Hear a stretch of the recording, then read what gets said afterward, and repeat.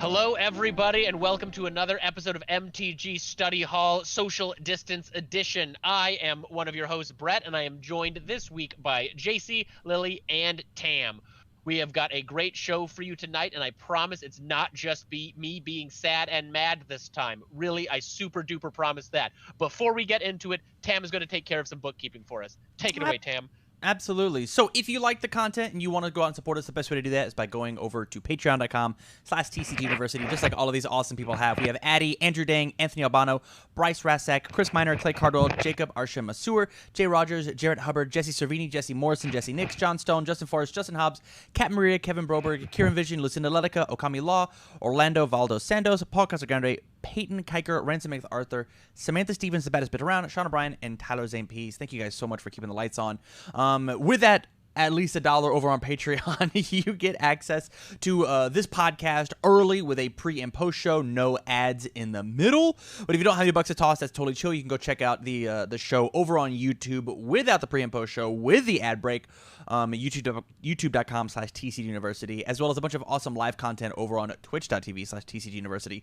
This show is brought to you by Nuclear Ink Custom Tattoo and Skate Shop, Cards Custom Build, Ink Gaming, and Dex Protection, but we will talk about that a little bit later. Back to you, Brett. I kind of can't wait when we can do live ads again. Yeah. Agreed. I bet Tam's probably real sick of doing them. Riker wanted to say hello, so Riker's here. Hi, Riker. Hello, Commander. He can't hear anyone because he doesn't have the headset on. Put the headset on him. That would be adorable, but it's not. I'm borrowing Cat, so I don't want him to eat it. Actually, in current Star Trek universe, Captain. So. Spoilers. Well, depends on what universe, because also Spoilers. Admiral. That's okay. Isn't he? So Not anyways- Star Trek show guy. Anyway, sorry, not a Star Trek episode. JC, what have you been doing in Magic this past week? I have been playing a metric fuck ton of Chandelar. I also bought some the rat hidden layer stuff that I didn't have because I missed it. Good. So, because I like the pack rat art. I like all the rat art from that Year of the Rat set. Other than that, just kind of following some of the Secret Lair stuff and stuff like that. I still like Secret Lair even if The Walking Dead was a thing. So yeah, that's about that. Honestly, yeah, playing old Magic and buying new cards has been my life. I just want to say really quick that rat one's upsetting because Ray uses one of those as the commander. I can't think of the rat it is, but it's Marinar. The implication on Marinar is like the big happy feast is other rats he's feeding them because that's what Marinar does. Yeah. So that's fun. Lily, what have you been doing in Magic this past week? Very little. I got super excited about them banning this stuff, and then did not play since the ban. That's no problem. I haven't done a ton either. Spoilers for mine. Tam, what have you been doing? Magic-wise, not a ton. I do have a fun story. Okay. But so as I was playing a different card game, I had to have proxies for a deck, and I've got 2 5-rows full of a bunch of commons and uncommon cards of just Magic, right? Okay. A ton. And I start pulling out these Magic cards. They're 1 cent, less than a cent cards for Magic, some of the commons and uncommons, and I pull out this hollow land that looks like a dual land. It's tap 1, tap this to produce 2 lands, and it's hollow. And so I'm like, huh, and I look it up, and it's a $10 card just sitting in a box, and I instantly send the picture to James because we were just not gonna go through these boxes because they were all just commons and uncommons, and I was like, well, you have to go through this box now, James, and figure out what's worth nothing and what's worth this much, and go put it up on TCG Player.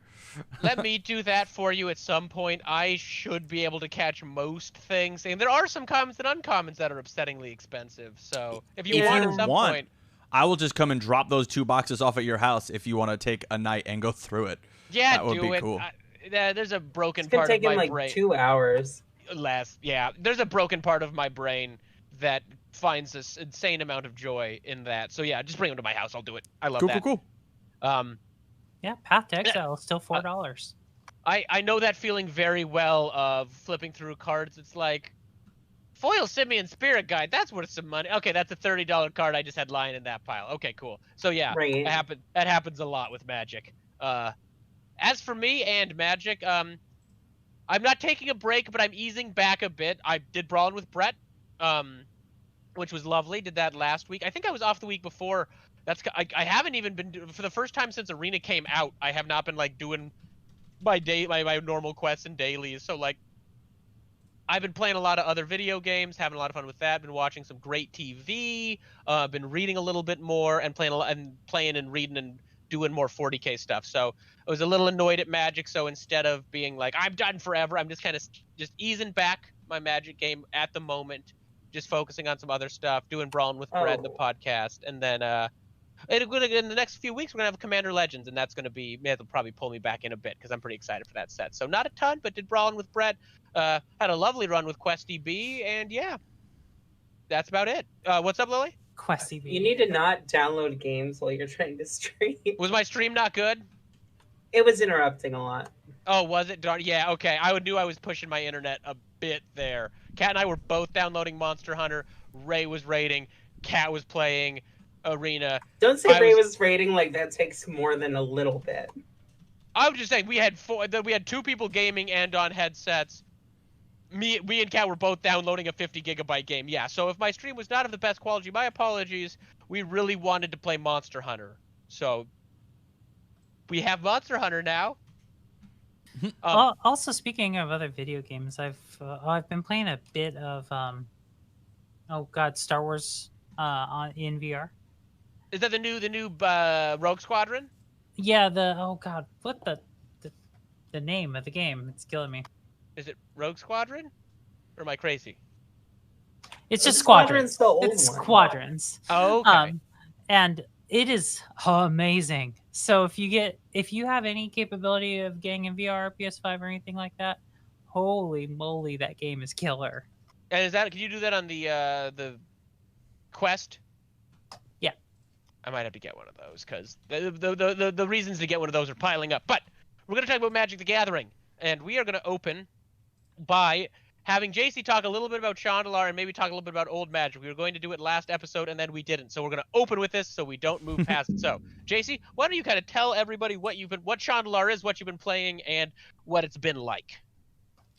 Sure. So, Chandalar is a shorthand way of saying the name of the game that is actually called Magic the Gathering by Microprose. It was a game made in 1997 by Microprose that covers you being a wizard or a planeswalker. It's later implied that you're a planeswalker because there was a game called Duel of the Planeswalkers. But it's kind of the same game. But basically, you're a planeswalker that comes in, and Chandalar, which is the realm, is under attack from 5 other wizards representing each of the colors of Magic the Gathering. And they have strongholds. They're trying to take over cities. They're sending their monsters out everywhere. And you start with the color of your deck. I started with green on this playthrough, but you could start with the color of your deck, and you gradually build cards by buying them from villages. And you start off with 8 life, which is a whole thing. You get to design your character just a little bit. This is old DOS graphics. It's kind of a cool game. It includes basically everything up through Ice Age. Okay. And some 5th edition cards. And they also have some astral cards which have random effects, which Lily was talking about the output randomness. They were like literally cards that were like play a random effect and stuff like that. I don't like them, but but yeah, the basis of it is you go around saving villages in Chandalar, and they let you create mana links to their town, which gives you more life total. They let you buy cards, which increases your deck sizes and the variety of your decks. You fight monsters, you get better, and then you go fight each of the wizards in turn to free Chandalar. The final person you having to fight has a 5-color deck. And the game is actually quite challenging. Like there's an overworld and everything like that, and you kind of have to like go through monsters, and they'll come at you. And sometimes when you beat a lot of them, they'll actually run away from you. Is it And now? Is all the combat Magic the Gathering card game gameplay? it is, yeah. So all the encounters are okay. Let's play Magic the Gathering, and a lot of the encounters, especially when you're starting the game and throughout the game, you have 8 life and a 30 card deck, and they have 18 life. Start with something like Ant Colony or something, um, and you have to play against that. So it's actually like a really challenging game in some aspects, and because it's old Magic, it has things like banding and like mana burn, and like just how some of the phasing works. I mean, there's like still interrupts and stuff like that. So Oh, wait, so it everything resolves in batches still? yeah, Oh boy. basically, like, so especially when you have to play what they call fast effects, so interrupts or instants, it'll actually resolve them like one by one, like the way it like sees them. Not quite like stack, but like what I mean to say is like if you don't do anything, the computer will actually still kind of like ask you several times if you want to play a fast effect for every card you have. Okay. It's kind of silly Very and kind of awkward. weird. So just to real quick, if I do in chat, like that is exactly what it seemed like to me. I played the heck out of that Pokemon TCG game on Game Boy. Like exactly, like 100% for sure. That is exactly the same kind of game. Cool. I've never played Pokemon TCG, so good of you to confirm you've seen me playing an amount of Mhm. Magic the Gathering by Chandelar. Oh yeah, I played the heck out of the Or by Pokemon game on Muggles. the Game Boy too. It is exactly the same vibes, and I love that. Like, So, moreover, the things I like about Chandelar is one, it's challenging because you have these like crazy life total differences, and they start with cards, or you start with challenges, and there's dungeons where you get things like you have 3 extra life in the next battle, or you start with an Ornithopter in the next battle, or like you start with this card in the next battle, or they start with this card in the next battle. Um, and what I like about it though is like old Magic has like a weird charm where like there are certainly powerful things in old Magic. There's all kinds of moxas, which are free mana. There's all kinds of things like Ancestral Recall. There's just powerful cards like Abound. And the thing is though, like it still has this power balance that it feels like lower, especially because it's a specific selection of cards from like Ice Age 5th edition kind of down. um and so you'll have these like powerful effects and stuff like that, but then it'll be balanced against creatures that if a creature costs 4, you're lucky if it's a 4/4.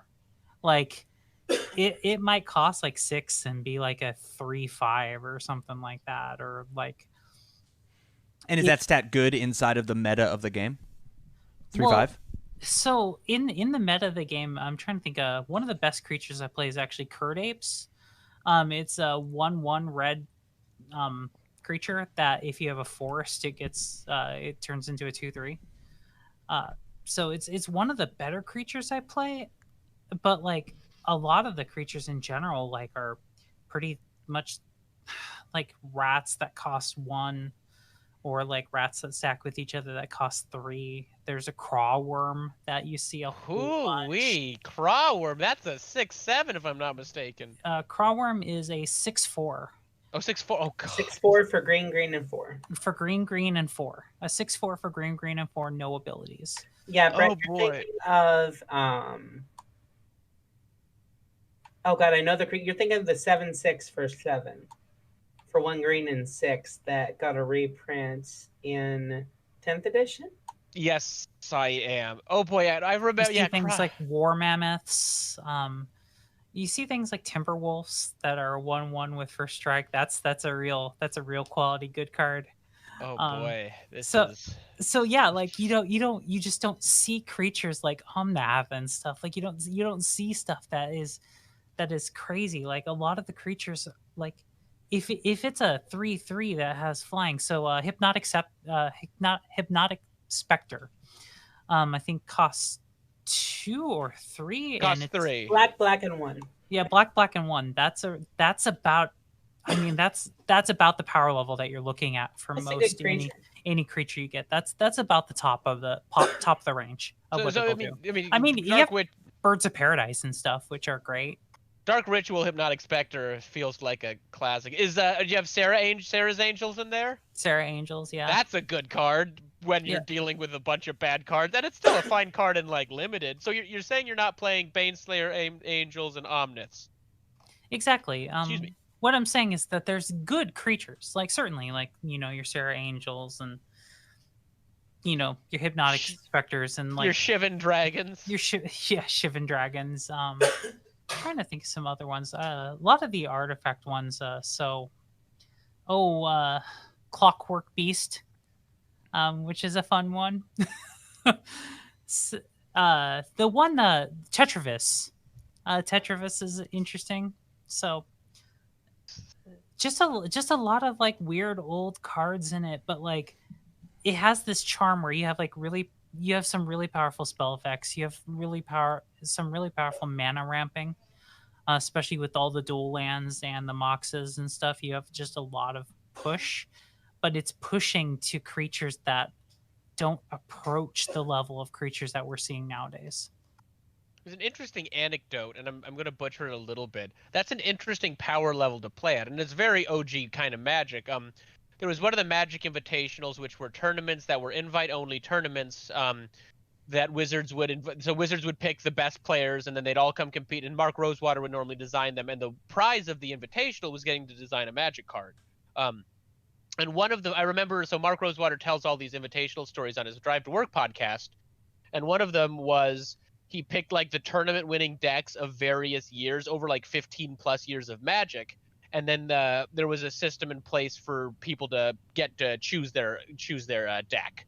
I don't remember the exact system, but the person who got the first picked one of the earliest decks because getting to go Moxen, Soul Ring, Sarah Angel was better than what most decks could do, because a turn 1 4/4 Flying Vigilance still beat a lot of. Now, we aren't saying in the full modern card design era that we're in now, but it's interesting when, you have those incredibly powerful ramp tools and spells, but your payoffs are nowadays considered limited cards at best.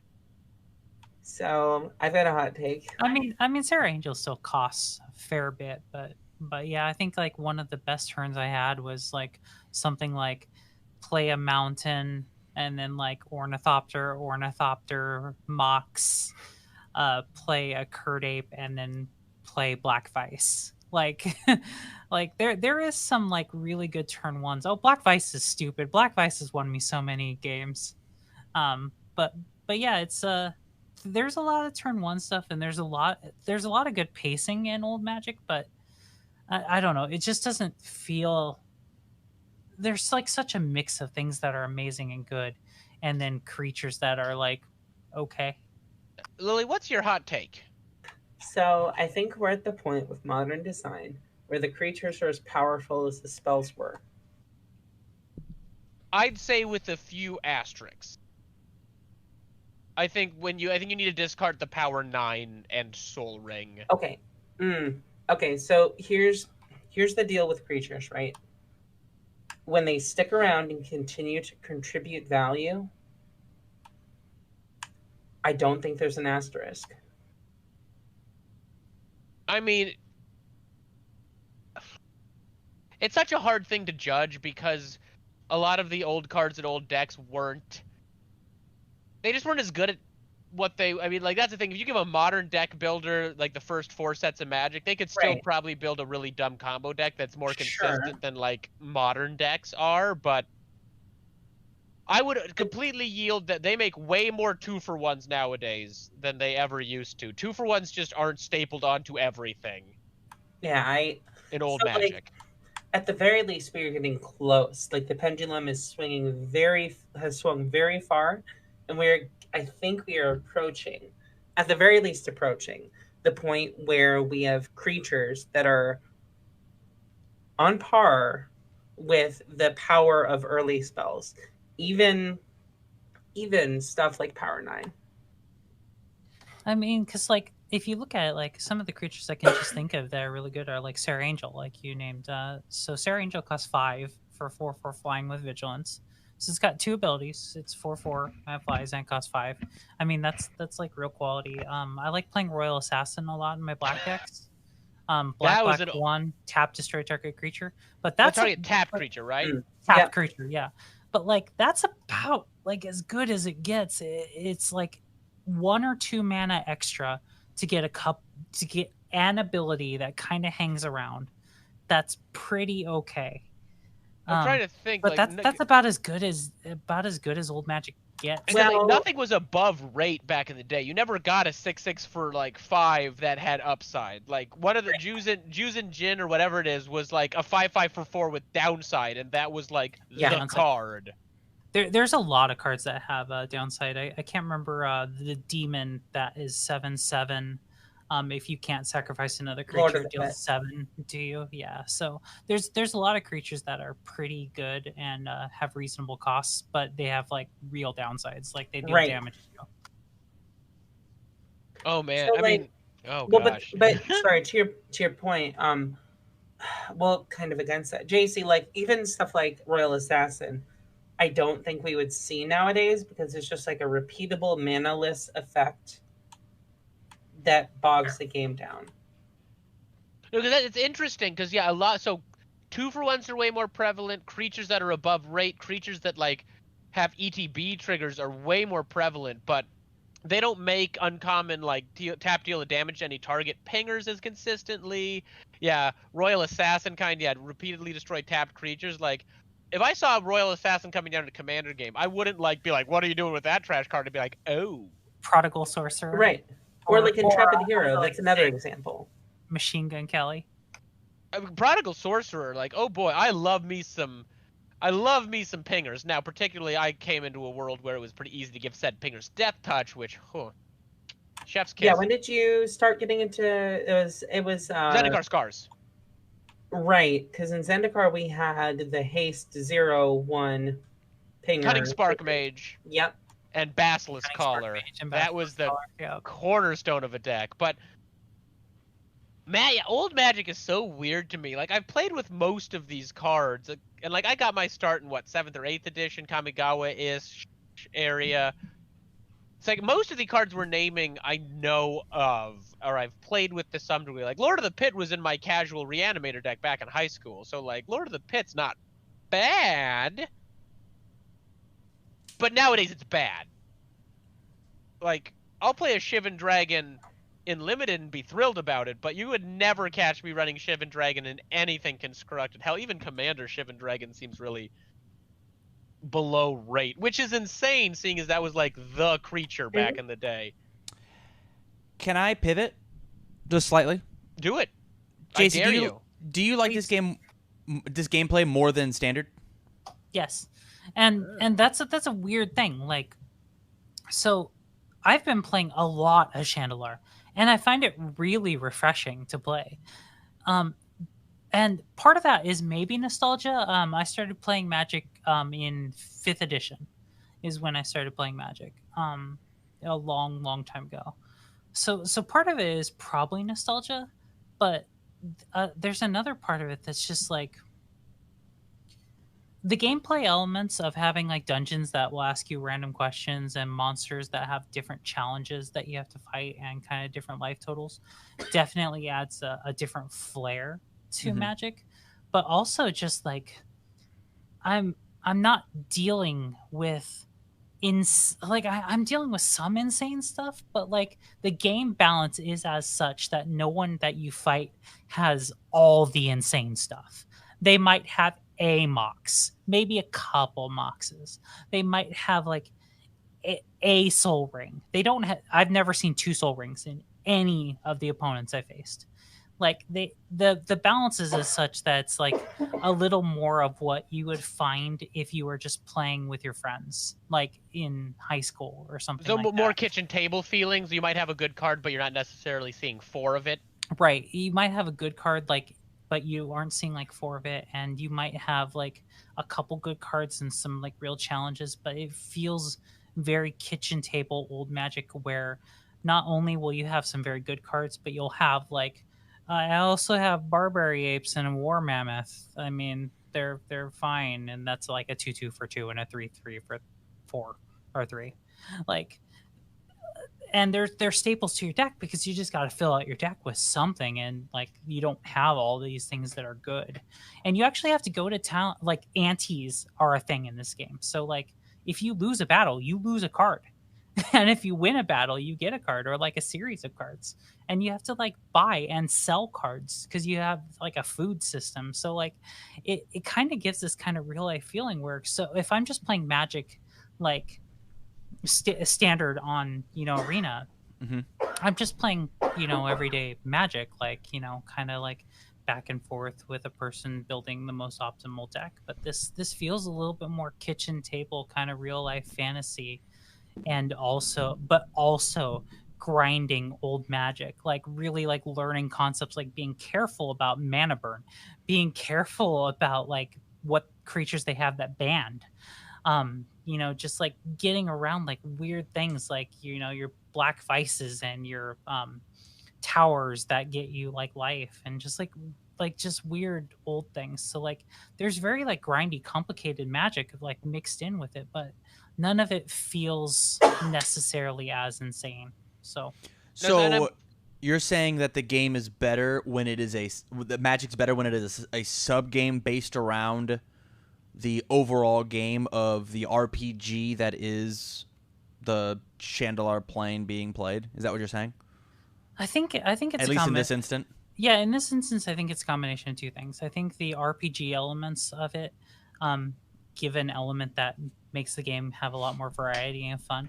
And I think the second part of it is that you're not in no situation are you playing against people that have grinded to the ultimate decks. So you're just playing kitchen table Magic like all the time, and there's something really rewarding about finding ways to win with suboptimal cards. Yeah. okay, because I was gonna, and that kind of answers what I was gonna ask, because I was gonna ask you if it was if part of the fun was just the novelty of having the RPG elements, having more game to play, because like you could have that kind of game with with more standard traditional Magic, if exploring a place and trading in those resources and those other, because I know you like RPGs and video games, so just having extra layers to the game being more fun, or if it was the actual minute to minute gameplay of old Magic coupled with, sorry, records trying to my chords, old Magic and in less consistent four of based decks. Yeah, I think it's really a mix of things. Like if they made a modern version of this game that used like modern cards but had RPG elements to it, and had elements where you earned your cards by ante or by buying random assortments from stores and towns that you found, instead of just like being able to like redeem wild cards and get a bunch of things, or buy packs and redeem things and like really push things. So if the mechanism to get cards was a little bit more random and difficult, I Story think based. I think it and story based, I think it'd be pretty successful and fun. But That was actually interesting- my follow up question. Was, do you think this could or should exist nowadays? Well, And it sounds like yes. It kind of did.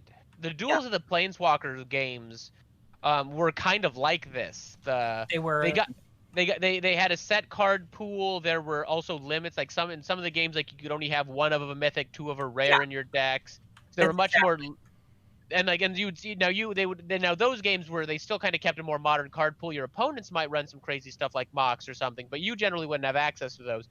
But there'd be kind of more of a story mode. Now it wouldn't be the same. It wasn't the same degree as what you're describing to me.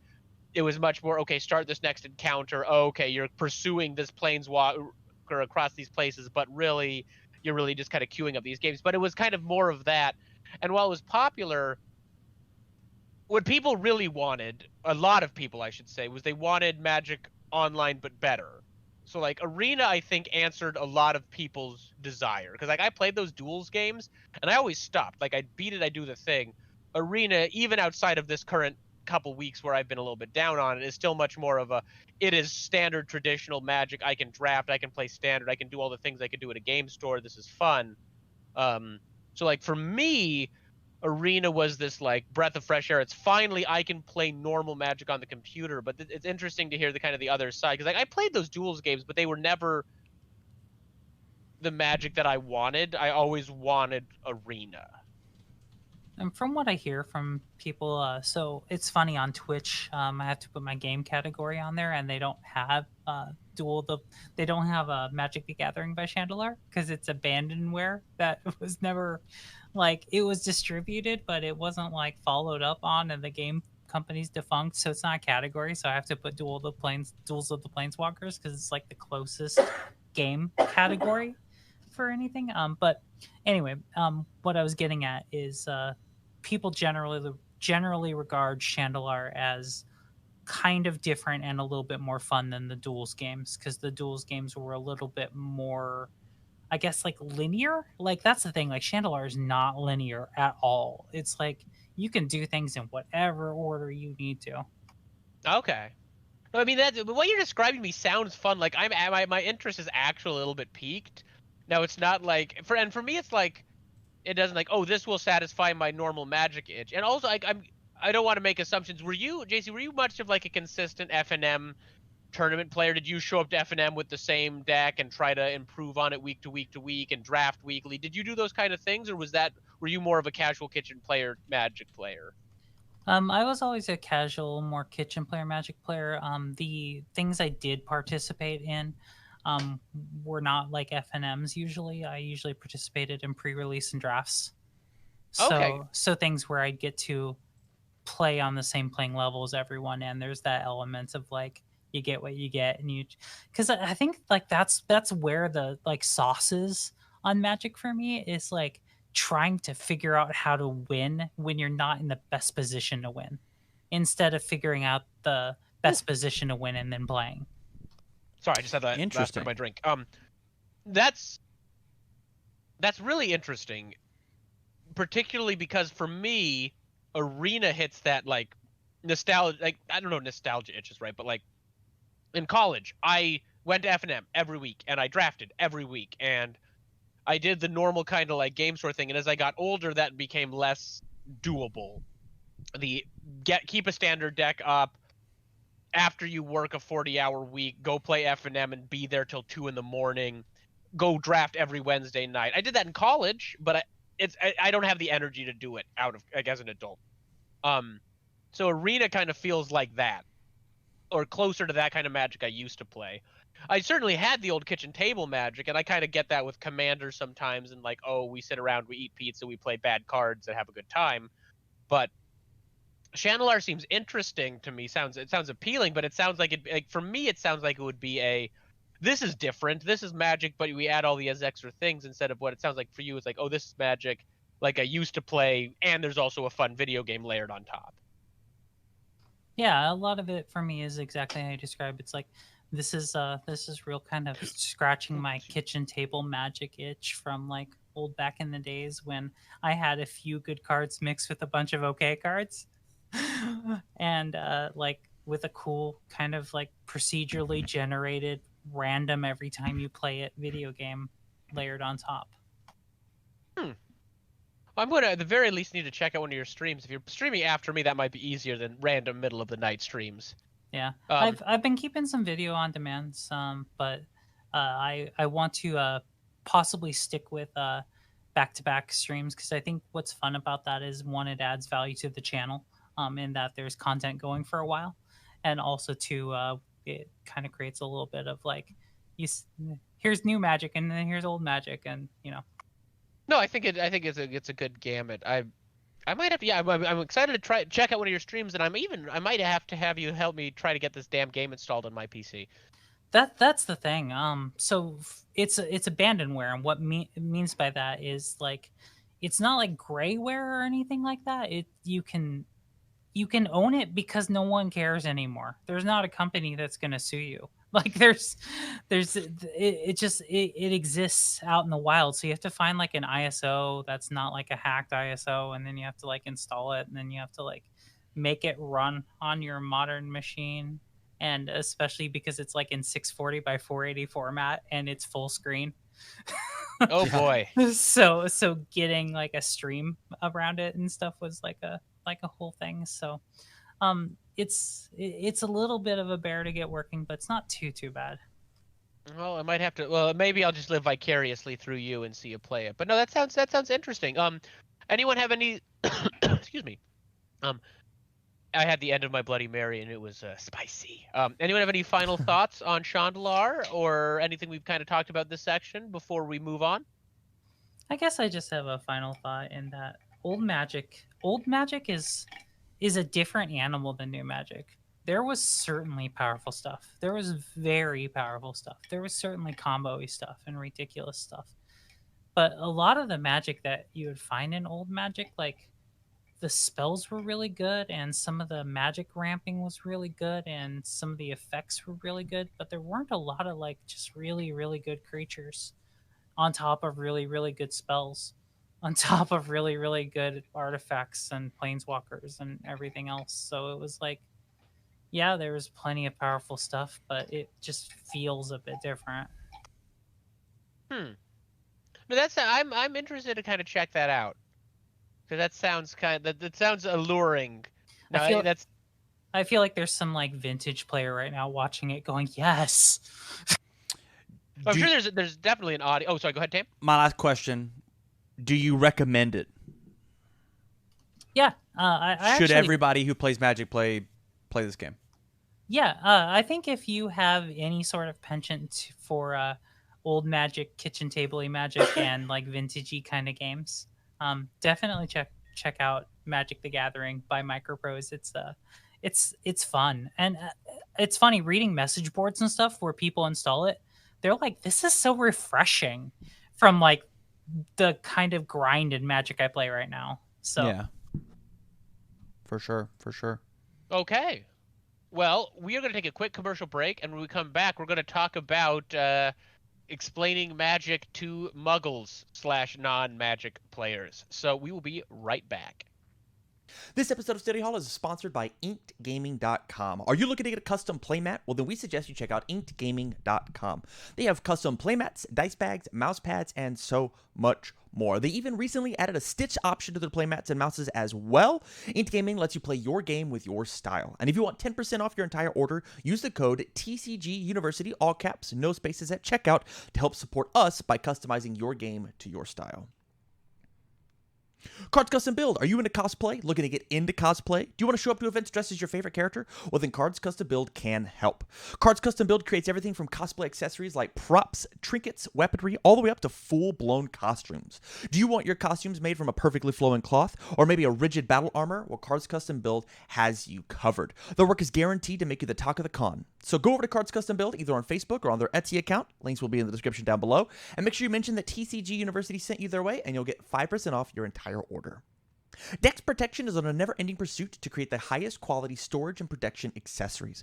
Their designs and innovation come from die-hard gamers and collectors just like you, so they know what you want in the products that you buy. They're constantly taking in feedback from their customers, and they have no plans of stopping their innovation or drive to refine the products until they are recognized as a leader in their industry.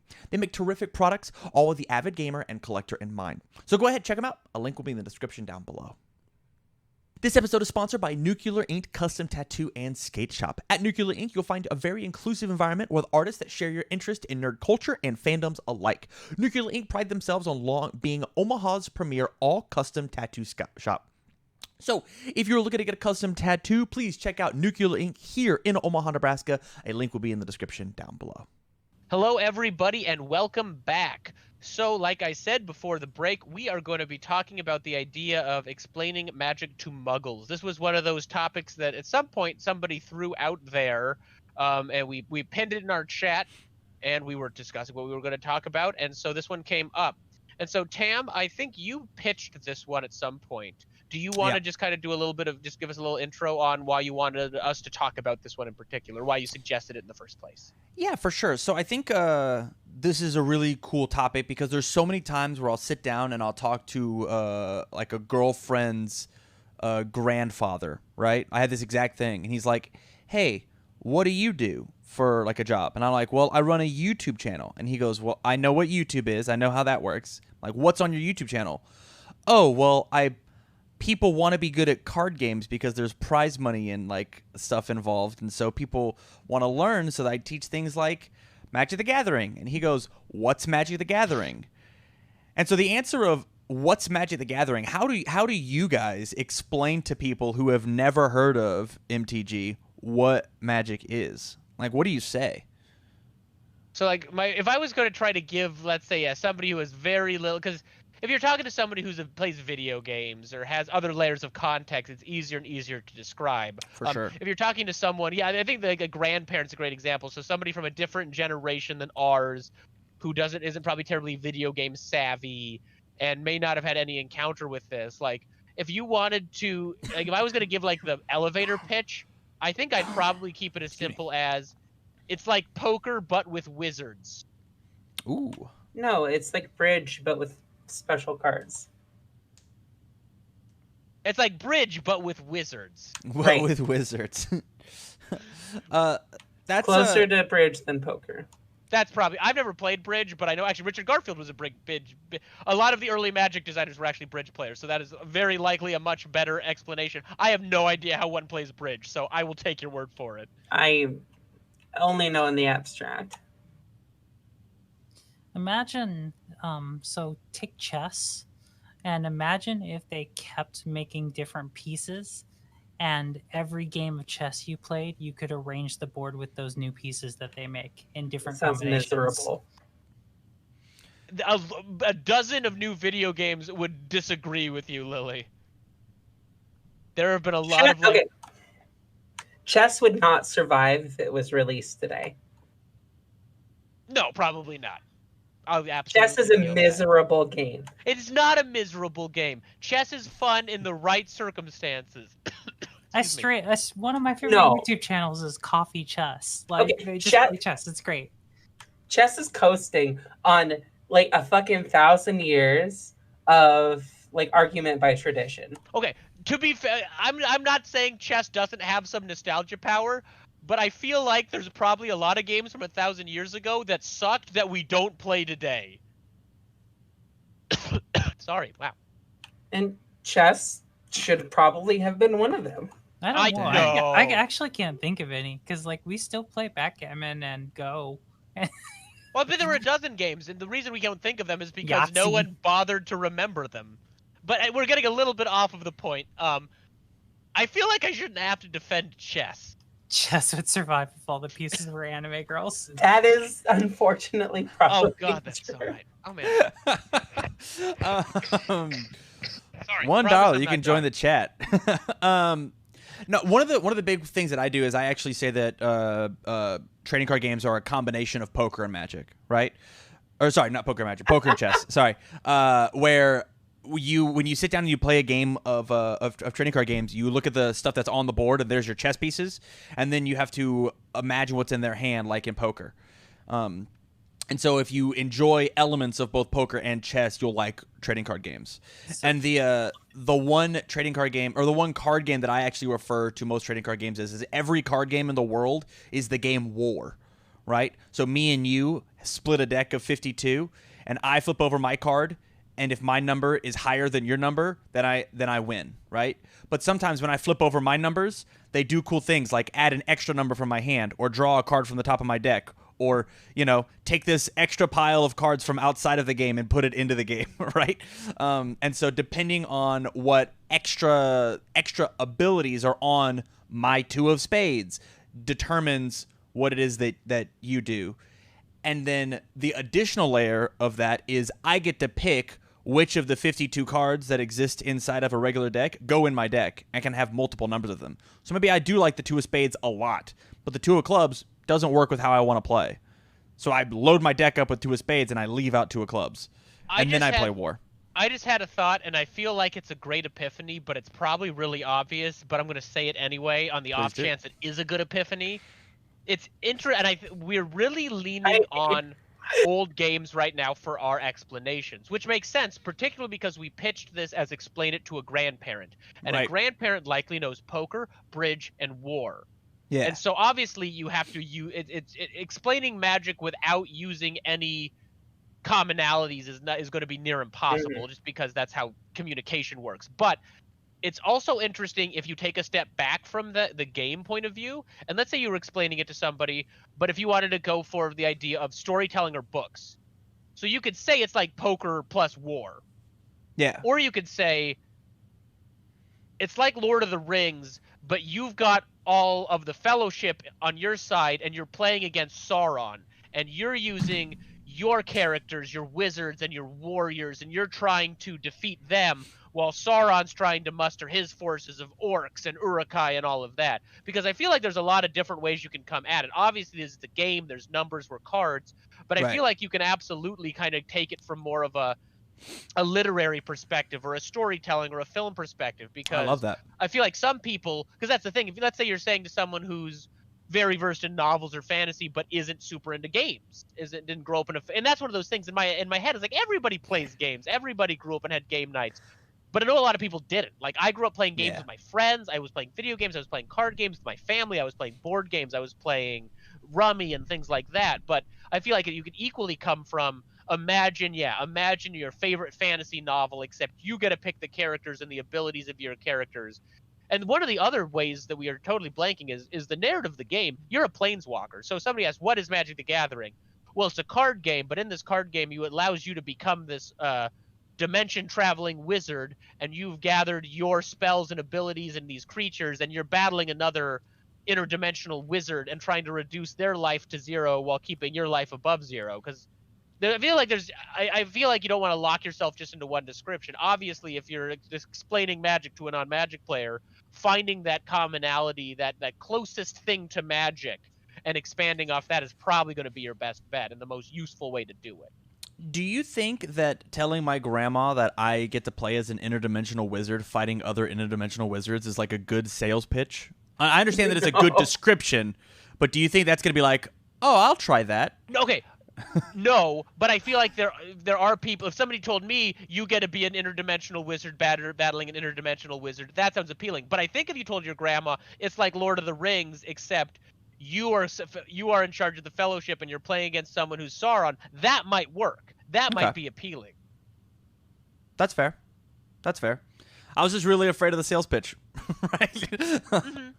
No, and obviously, I think you make a good point too, because ideally you want to read your audience. If your audience is coming from a place of if your audience is coming from a video game place, you could say it's a kind of like a turn-based RPG in a lot of ways. Or hell, it seems so weird to me because I came from a place of Magic and then now these things were invented. It's kind of like a roguelike. If you want to if you're talking to some Zoomer who doesn't really play card games, it's sort of like a roguelike. Go on. It's a competitive roguelike, and you don't always get the same run. You get a random assortment of abilities against someone else who got a random assortment of abilities, and now you've got to maneuver with your abilities in this random landscape to claim victory. And so, that's the thing. I'm a millennial. I'm coming real close to 30, and I grew up with this. So roguelikes are like, oh, that's a thing that happened in the past 10 years. But if you're talking to someone who's 14, who's like, I play Minecraft, I know what these roguelikes are, I watch all of these streams on YouTube, that might be the direction you go in. It's a paper turn-based roguelike. Brett, I loved that. That was amazing. Okay, I'm sticking with Epiphany then. Boom, Epiphany. Yeah. Bring it up on the bring up the graphic for that. Epiphany. You have that, I'm right, not Tam? doing that in post. No, there's no chance. Literally no Just chance. one time. Like star fade in. Okay, anyway. But no, this is oh gosh, Tam, what a good topic, because I didn't have any of this prepared, but yeah. It's okay, we're just exploring it. Honestly, I'm so mad. We can hear you now, though. Hear you now, though. What did you want to say, though? Oh, I was just the roguelike comparison is pretty apt. I think that's like I had never considered that of Magic as a roguelike, but it's not wrong, especially limited. Yeah. And I think, and this is kind of one of those moments where I'm like, oh, this is something I should probably think about more. It's really easy to assume that the other person you're talking to learned stuff in the same way, the same things, and in the same order you did. And that's just not the case. And so it's easy to be like, you've never heard of blank? But that's a douche move. Don't say that. Right. That's douchey. everyone's got their everyone's got their things they haven't done, or that movie or that book or that game or that whatever that they're not familiar with. And if you're trying to be a positive person, it's an exciting moment to expose someone to something you care about. But it's really easy to think everyone kind of knows what this is like, but a lot of people don't. And so kind of, if you're trying to, what is magic? How do you explain magic or whatever you love to somebody else? Finding that shared thing, that place that you can get as close as possible to their experience and interests, and branching out from there is not only going to make your job easier, but it's going to make them more likely to want to play. Because that's the thing. Yeah, I talked to your 80-year-old grandmother and say interdimensional wizard battle. That might not sell. Spinning it into Lord of the Rings, or it's like, Game of Thrones. Game of Thrones is popular. So I mean, sure. there's just a million ways to kind of get to that place. Yeah. Here's a fun thing. As you get older, that perception of what are like the cultural cornerstones, what are the pop culture keystones, becomes more and more incorrect. Oh yeah. Oh yeah, the things Well, that I was thinking, like, even this topic, like, how do you explain magic to Muggles? That like points out that we are all older millennials. For sure. Oh, yeah. We're referencing a book series with dredging up additional baggage in regards to said book series is a older book series. Yeah. And there's just like there's not another word that describes in a singular word somebody who's very much yeah, there is normies. Muggle was a solid addition to language. And it's also particularly apt because it's people who don't know what magic is. It's kind of funny. I did think it was funny. I thought it was sorry, Jason, go ahead. I quit. I'm done. Adios. When this topic was pitched, I can't help but think, like, it's like, you know, that anime Yu-Gi-Oh where he like drew cards and fought people, or do you know like a number of other animes that like where they draw cards? You know that anime from the early aughts when you were like 2? It's like that. No, I think Yu-Gi-Oh, that's the thing. And if they're like, okay, you're going to sit down and 20 people are going to come through this room and you're going to explain magic to each of them. We're going to hand you a piece of paper with interests. If I saw Yu-Gi-Oh or Pokemon in there, you better bet your ass that's where I'd start. Yu-Gi-Oh, it's kind of like Yu-Gi-Oh, but Pokemon. Did you ever see those collectible card games that they, like, even if it's an adult, like, did your kids play that? Did your grandkids play that? Do you know someone older than you who played that? Did you drag them to a movie and they got a card when they went to the movie? Yeah. So, like, bet you straight ass I did. Those would be the first place I'd start if I could. Because it's closer, it's easier. Like, if you've watched 3 episodes of Yu-Gi-Oh, unless it was the one with the dice, I could probably get you to magic pretty quickly. That's right, Dungeon Dice Monster. Put some respect on the name, if you could. Okay, that was D&D. Anyway, we're gonna do this live.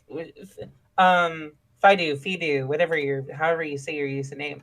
What are 3 things that you're interested in that you're gonna give to Brett so that he can sell you on magic? And please be reasonable. Don't be like philosophy. Make it hard. Don't be. Hey! If it's something outside of your expertise, you can tap me in. Okay.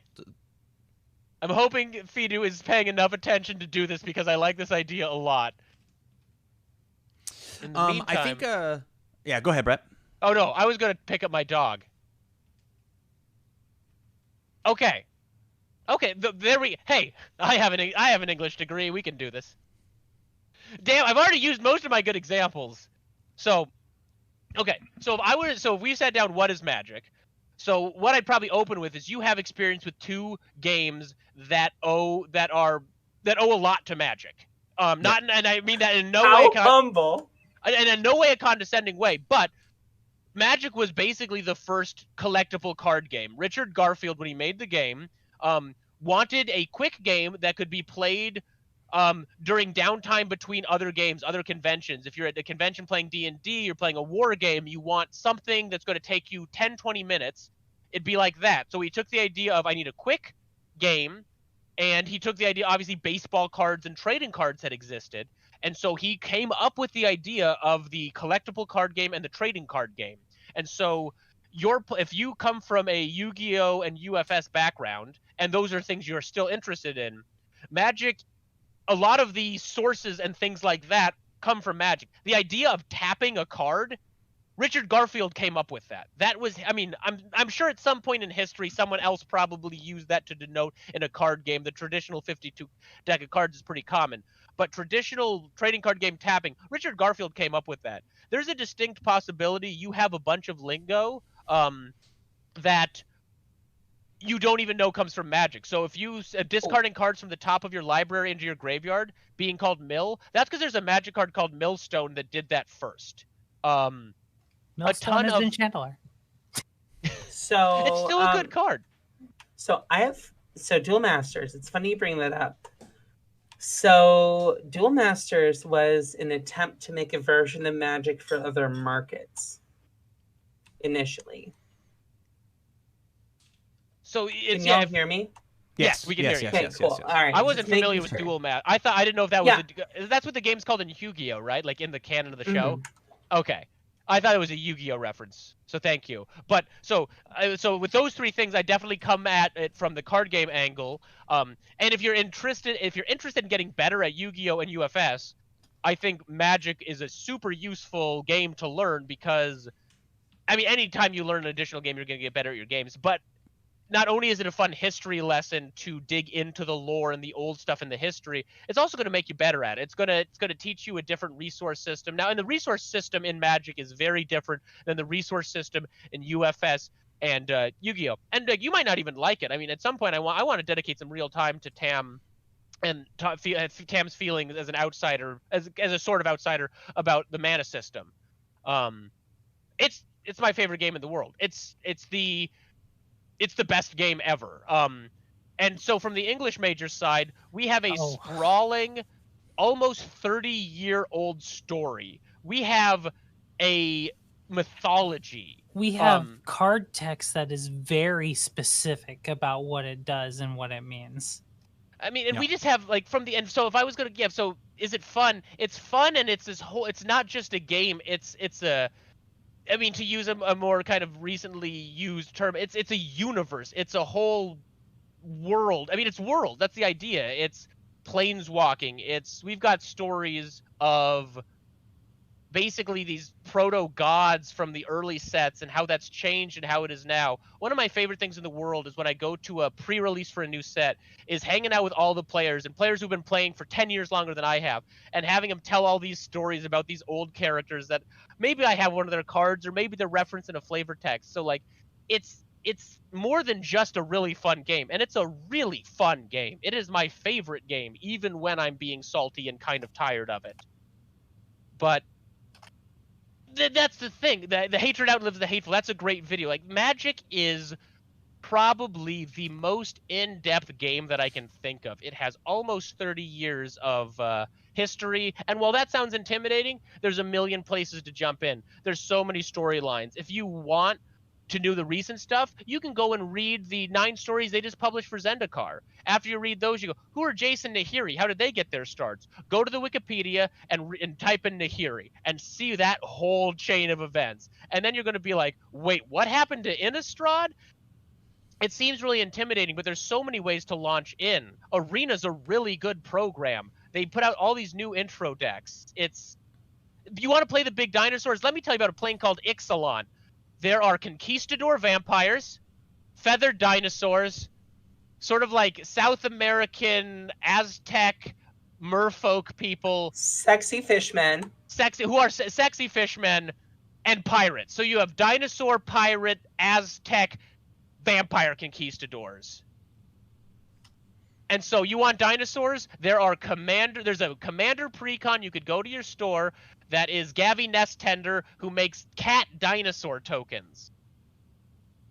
That's the thing about Magic. There is something you like from fantasy or history or something that is going to be a connection to the game. You like cats? We got cats. Hell, this pains me to the core of my being. You like The Walking Dead?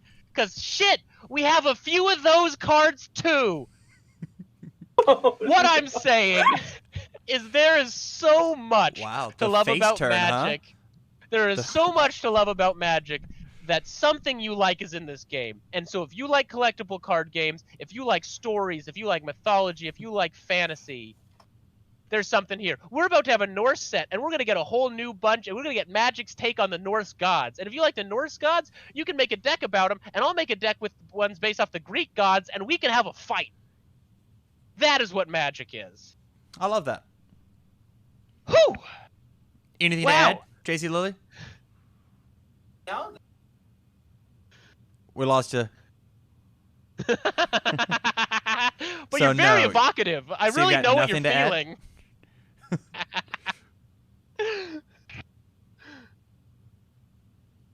JC, anything? Oh, final thoughts. Yeah, Magic's fun. It really is. It's like a video game that they keep releasing expansions for, and it's cool. It is a Damn. brain puzzle. It's a puzzle. definitely more than just a video game they're releasing expansions for, JC. But it is kind of like that. That's true. I see card games as a puzzle, and if you enjoy your Sudoku and want to add more numbers into it, then I think it's something that you should at least experiment with when it comes to like Magic. There's as Brett said, there's something there for everyone, whether it is I want to play my big dinosaurs or I want to grind out how to make math work and statistics, or if it is you know, I want to live in the I like the art of what's happening. Like there's something there for everybody, for sure. Like 100%. Oh yeah. Even if your justification is just, I like this big flashy dinosaur thing, and I'm gonna smoosh my opponent with it. Like whatever, that's good. It's the thing you can do, and it's viable. For That's sure. how I got my friend Dan into the game. We showed him a dinosaur named Galta, and now we play Commander very regularly with big smashy dinosaurs. It is there's a lot of things. I think we're probably at a pretty good spot. Does anyone have anything they want to say before we wrap this one up? I'm good. Nope, I'm good. I just want to say damn you, Tam, and everyone involved for making me be passionate and excited about Magic. I'm still trying to be mad. It's so sweet. You're welcome, I love buddy. this game. I love this game so much. Even when they piss me off and make decisions I disagree with, I love this game so much. So, everybody, thank you so much for watching. Fidu, particular shout out to you in the chat. It was really fun having you in there. If people want to be in the chat, it's just $1 a month, guys. You can be in the chat. Obviously, we will interact with you if you want to talk to us and Not have just some fun. Fidu. Not just Fidu, I promise. He's the only one. Sorry. But if you want Jose's to a join good guy. us, and if not, that's fine too, and we're so glad you're watching. Thank you so much for tuning in. We're going to roll over to the post show now, and if we don't see you till next week, we'll see you then. Stay safe out there, and make sure to remember who you are.